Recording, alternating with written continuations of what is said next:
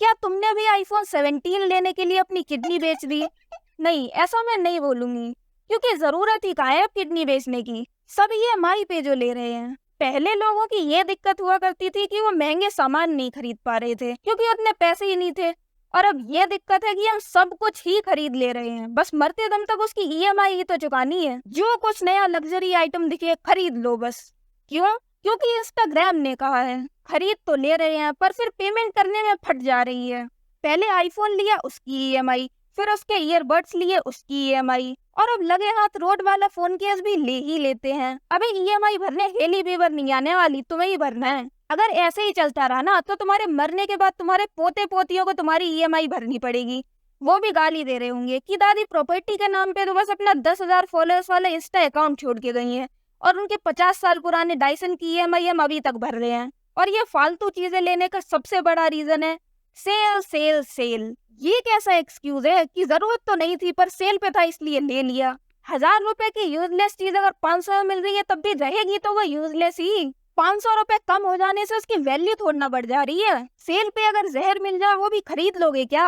हाँ, क्योंकि big billion days पे जो मिल रहा है। और कुछ लोग जिनके पास नया खरीदने की औकात ही नहीं है वो खरीदते हैं पुराने आईफोन्स। अब 17 आया है तो ये सब 16 खरीदेंगे, 18 आएगा तब ये 17 खरीदेंगे। ये लोग हमेशा बैकलॉग में ही रहते हैं।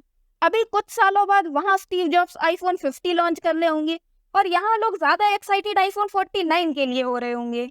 अब तो दिवाली से ज्यादा लोग सेल के इंतजार में रहते हैं। वो अलग बात है कि आईफोन के पुराने फोन जितने प्राइस में तुम्हें कोई और कंपनी का बढ़िया एकदम चमचमाता नया फोन भी मिल सकता है, पर एप्पल में जो सोसाइटल वैलिडेशन मिलती है उसकी तो यार अलग ही बात है। और इस बार आईफोन 17 में एक नया अलग कलर आया है, कॉस्मिक ऑरेंज।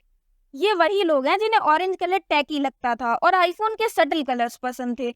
अगर किसी और ब्रांड ने लॉन्च किया होता ना तो बोलते यूं कितना गंदा कलर है, so tacky, I want pastel shades like Apple. But अब एप्पल ने वही लॉन्च किया तो सबको पसंद आ रहा है।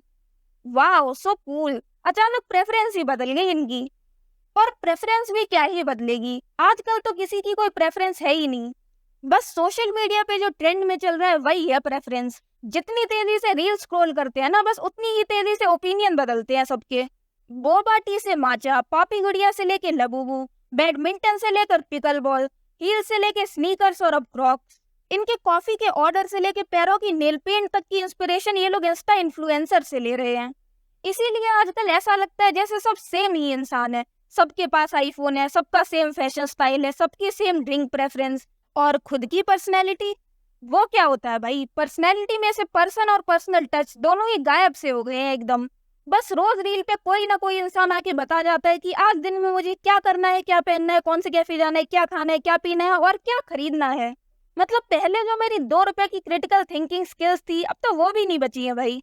So moral of the story is you can follow a trend, just don't become a trend. और मैं ये नहीं कह रही कि आईफोन मत खरीदो या अगर कोई माचा पीते दिख जाए तो उससे ग्लास छीन के उसके मुंह पे फेंक दो। नहीं, ये सब नहीं करना है भाई। लेकिन अगर कोई तुमसे मिले तो उसे ऐसा नहीं लगना चाहिए ना कि वो चलते फिरते इंस्टा रील सेक्शन से बात कर रहा है। खुद का अस्तित्व भी तो जिंदा रखो भाई, वरना रील्स तो एक दिन चली जाएगी और तुम वही लबों में अटके रह जाओगे।